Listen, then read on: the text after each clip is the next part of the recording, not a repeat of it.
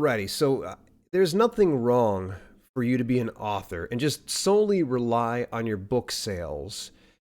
But the reality is, if you're able to pay your bills with just your book sales alone, you're probably amongst the minority because the majority of authors out there these days, especially indie authors, have to rely on something more. Maybe they've got to pick up a part time job or even carry a full time job in order to make ends meet. So rather than struggling until you become the next big thing as an author, instead of being a starving artist, you need to start to consider becoming a bit more diversified when you bring in your author income. And I've actually got a few tried and true and proven methods to actually diversify your author income. We're going to talk about that in today's episode, so make sure that you stay tuned. This is episode number 46 of Self Publishing with Dale, and I'm tickled that you've actually taken a little time out your day to listen to the podcast. And you know what? Speaking of tickled, I'm super tickled that I have an exclusive sponsor this month, in the month of March. That's Fiverr. And if you've heard me talk about Fiverr before, I just love their services. I've always stood behind them. I've had some great freelance service providers that I've used over the years there. I've even been a seller at one point or another. But we got together and we kind of got to chatting, and they got a new feature here, and I wanted to tell you about it. It's the Fiverr Book and Ebook Store. It's the ultimate home for developing, perfecting, and publishing book-length content. Many people think they have the next big book inside of them or want to attract new leads and engage their audience with an ebook that educates and converts. But many have trouble turning their vision into a reality or simply don't have the bandwidth to write a 50-page ebook. That's where Fiverr comes in. New technologies can enable anyone to publish with so many self-publishing platforms, plus the ability to go straight to an ebook. But making a book, let's face it, it's an overwhelming process. There's so many steps, and having an idea is the first one. Fiverr's an all-in-one platform. It provides everything you need to go from concept to finished packaged book. The services in the store follow the logical order of a book's life cycle. To browse the services, visit dalelinks.com/Fiverr. That's Fiverr. That's 2 R's. dalelinks.com/Fiverr. All right, so here we are. We're talking about diversifying your author income. I was in a group, and I'm not going to throw anybody under the bus on this one. It's a good group. Nope, nothing to knock on them. But one of the admins just absolutely said one of the absolute just short-sighted comments that I'd ever heard from a successful author, in that you should just rely on your book sales. There's no reason. I rely on my book sales. If you just do the steps that I do, you'll be able to be just fine. Well, that's all well and good. But about 99.9% of authors out there aren't pulling in 6-figure paydays per month. So listen, Jack, if you're sitting here telling people that they should just rely on their book sales alone, you're going to have many people that won't be your followers after a while because they won't even be able to afford the bills to actually follow you.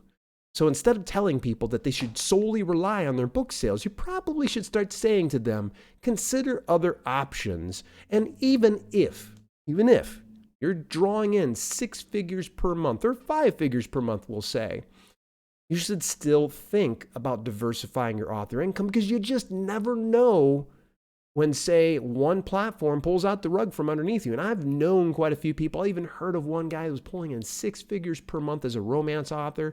Up in one day, Amazon KDP decided to go ahead and pull the carpet out from underneath him. Sadly, he was relying solely on his book sales. Had he done what I'm going to tell you to do, he probably wouldn't be sweating it as much. But now, the guy's going to have to struggle in the meantime, having to build everything from scratch. So here are a few things that I just want to share with you, and it's 5 ways to diversify your income. And I'm just going to say that I kept it to 5. There are more than 5 ways, but these are 5 of my preferred ways. So we're going to start out with number 1, all 3 versions of publications. Far too often I see authors out there that are just simply putting out an ebook or putting out a print book or putting out an ebook and a print book and just skipping the audiobook. And then I've even seen some people that dispense advice that you should just strictly go for audiobook because, that's the thing right now. And the thing is, your readers are going to come from a variety of tastes and interests, and not all of them are going to want ebooks. Not all are going to want print books. Not all are going to want audiobooks. Some of them want all three of those options. And if you just go with one and not the others, you're greatly shackling your growth. You're just slowing it down. And I see and I hear some people saying, well, I'm a fiction author. Not too many people buy print books and fiction for indie authors. That's not the case. Listen, even if you're just getting one sale here and there, at least you have that option available. So I'd recommend, got one publication out and it doesn't have all three iterations. This is my challenge to you, that you go ahead and get them published through all three versions ASAP.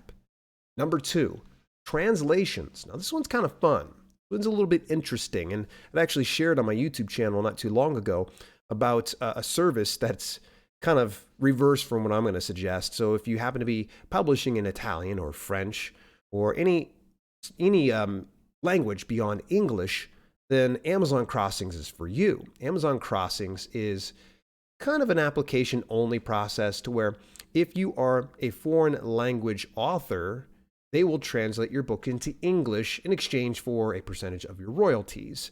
You, of course, got to put an application in for that and everything else.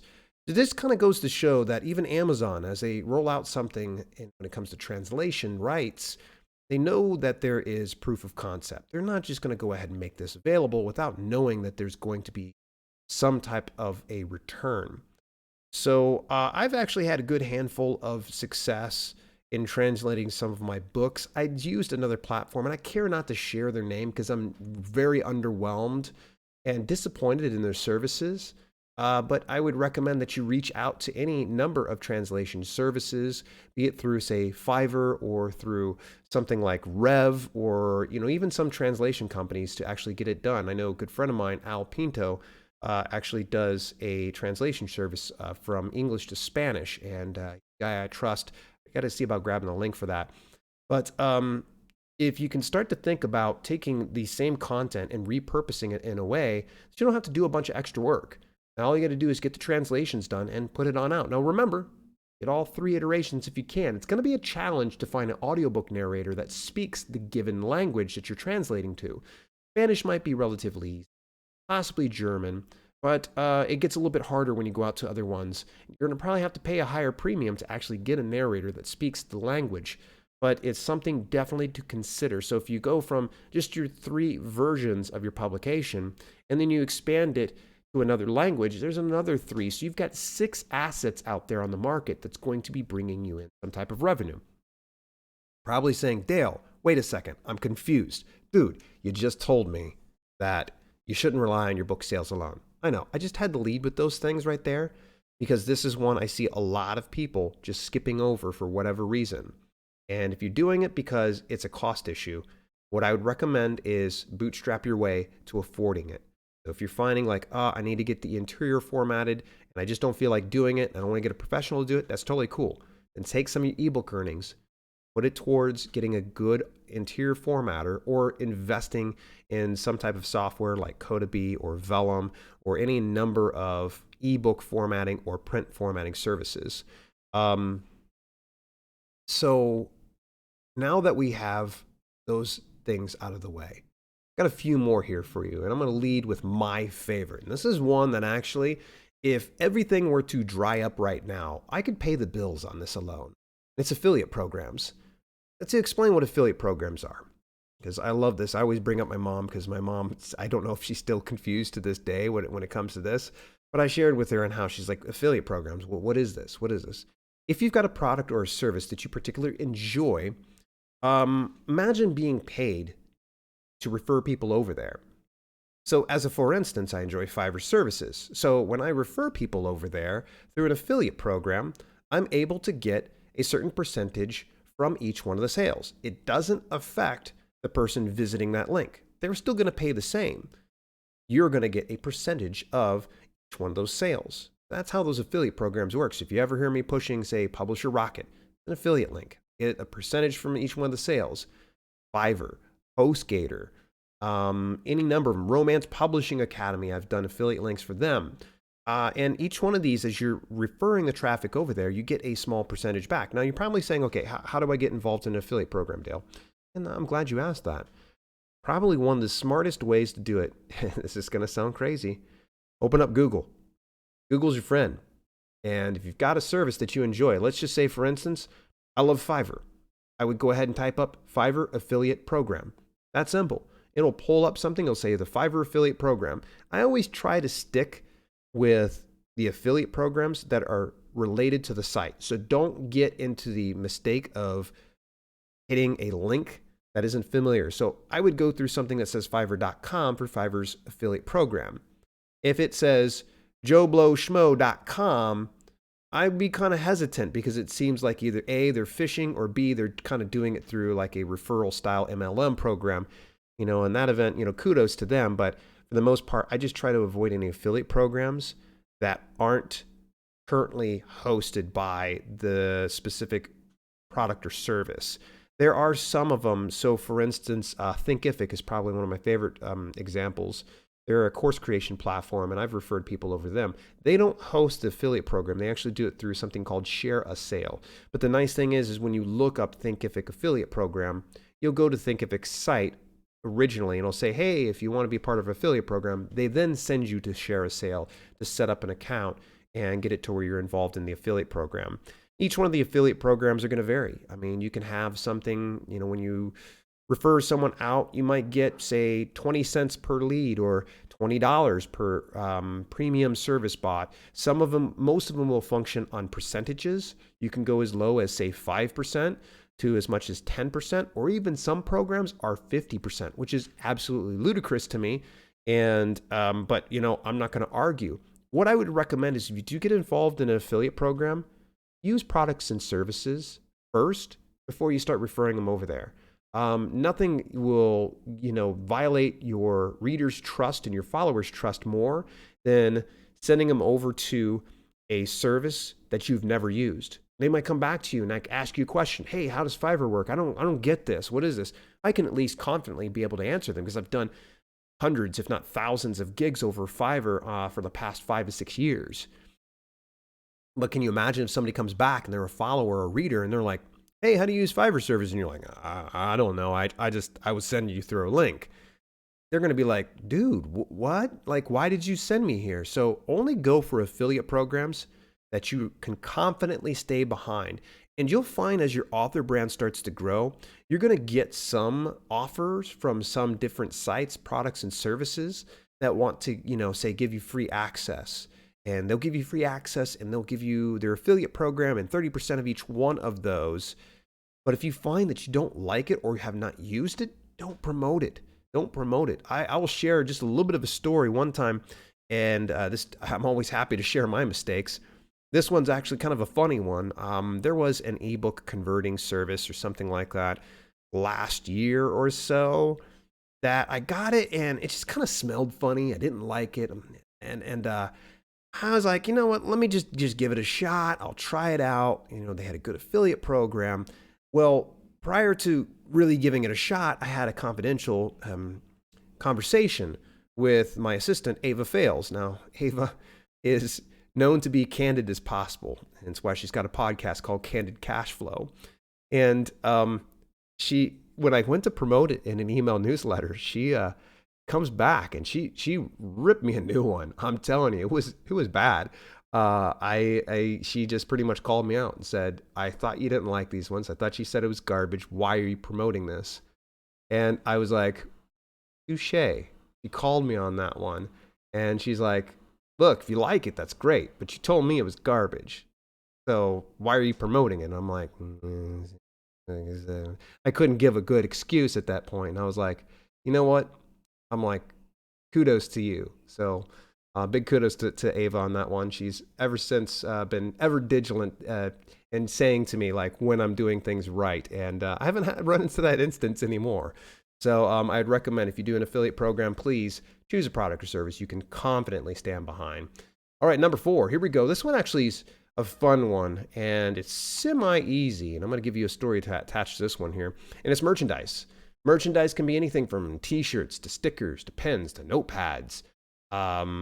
anything you can think of, mouse pads, things like that. And for a variety of like different sources you can go to, say Merch by Amazon, Spreadshirt, Teespring is one I use for YouTube, Zazzle. There's a lot of these different sources that you can use to actually distribute merch. And I would just say that take your time getting into it. There's a little bit of a learning curve, especially if you don't have any kind of an idea when it comes to graphic design. If you don't have any idea, then reach out to a service provider. Here's a good shameless plug towards Fiverr. That's where I usually get some of my graphic design done when I'm strapped for time. I'll go ahead and reach out to them and say, I need a logo for XYZ. Could you get this done? And bam, I've got myself a great logo done. So for merchandise, here's a funny story. If you have never watched YouTube, I want to introduce you to somebody, and it's actually a very good person in the YouTube space. I hate to call him a YouTuber because he's not really. I'd say he creates videos, but his name's Derek Murphy. And Derek actually has been on the platform for quite a while. He is a prolific fiction author and nonfiction author. He creates stellar, oh my gosh, his covers, if it were dessert, it would be a triple layer German chocolate cake. I mean, this guy does fantastic work. And in fact, actually, I've even endorsed his DIY book covers course, and it's 100% free. Highly recommend. Just look up DIY book covers course, and it'll pull it up, and it's 100% free. He shows you how to do it in Microsoft Word, of all things. But at any rate, though, Derek and I were kind of corresponding, as we have always done. I've always intended to bring him over to do a collaboration on the channel. Haven't get the chance to do it, because the guy's always traveling, doing stuff. But in any event, Derek had said in a message, he's like, saw me doing a lot of my shirts. He's like, man, that is brilliant. You're doing all those shirts. I should have done this years ago. And I was like, you aren't?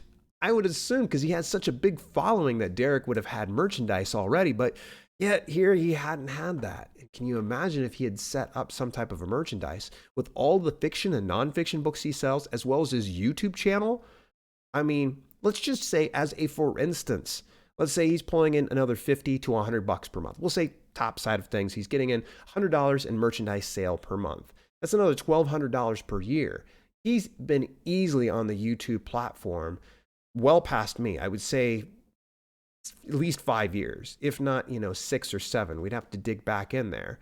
So that's $1,200 times 5. You see where I'm going with this? So don't wait on putting together merchandise, because your readers and followers might actually be such a big fan of your work that you might want to consider this. And I'm talking to you fiction authors as well out there, because there are some fiction readers that may like to share what they love to read. So let's say you've got a Werebear Shapeshifter romance series that they enjoy. You can always say, I heart werebears. There's always some type of a solution. And especially if you're fiction out there, get creative. Be creative with your merchandise. Nonfiction, it's easy. You already have a person who has a problem. All you got to do is offer them a solution and create merchandise around that. So let's say that you're putting out cookbooks for keto.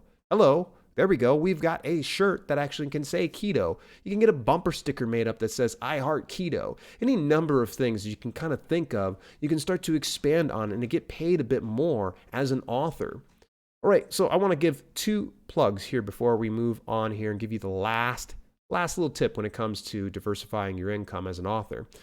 The very first plug is going to be, join me every Saturday at 12 p.m. Eastern Daytime. That's Universal Time Coordinated -4 at dalelinks.com/YouTube, or excuse me, yes, dalelinks.com/live. Sometimes I know what I'm talking about.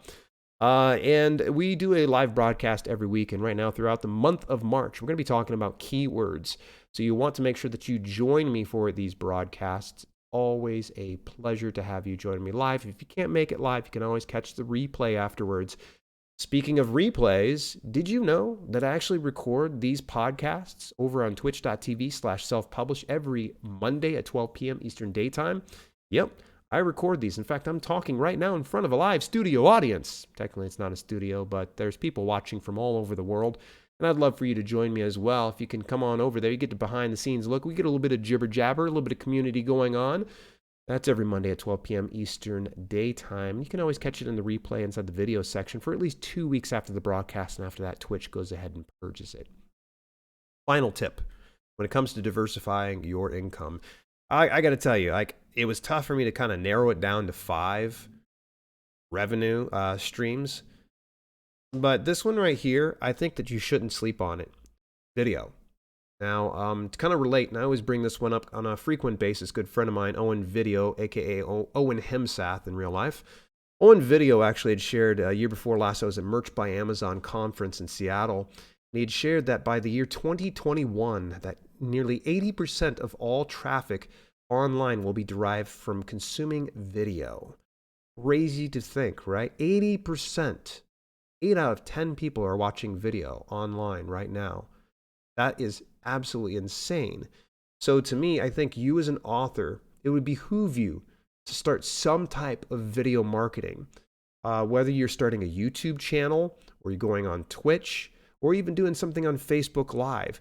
Each one of those avenues, great news, they're all monetized in some capacity. So part of the YouTube Partner Program, when you can get 1,000 subscribers and 4,000 watch time hours, you will get into the YouTube Partner Program. And then you can put ads before, in the middle, or after your videos, and you will get revenue from that. Not too bad. It just sits there and collects.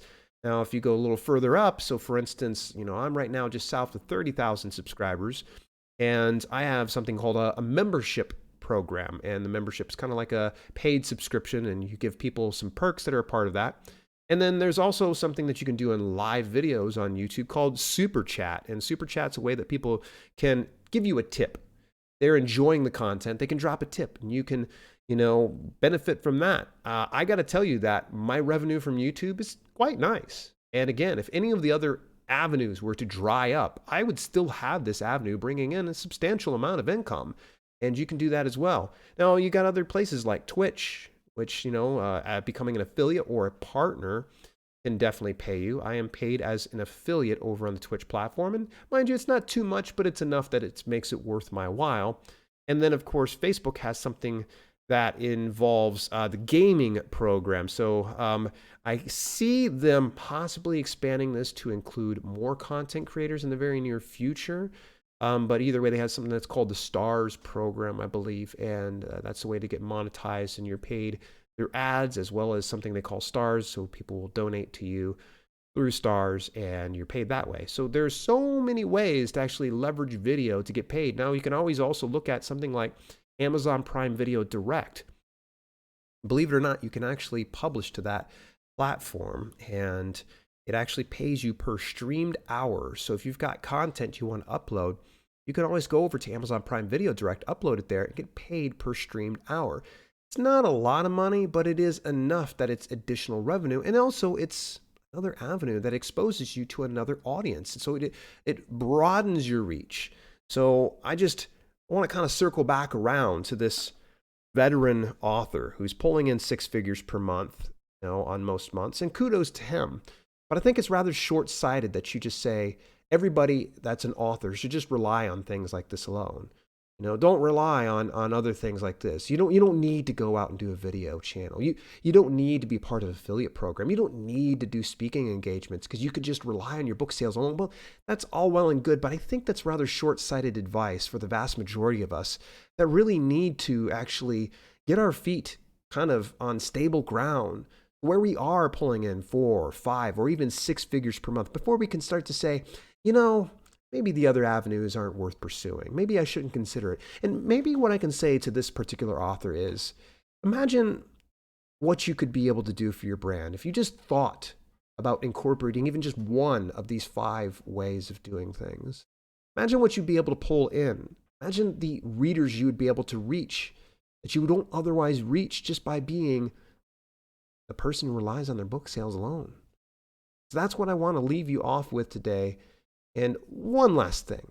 If you're listening to this, do me a favor. I want you to subscribe or follow me on your preferred podcast platform and kindly leave a review. Definitely would appreciate it.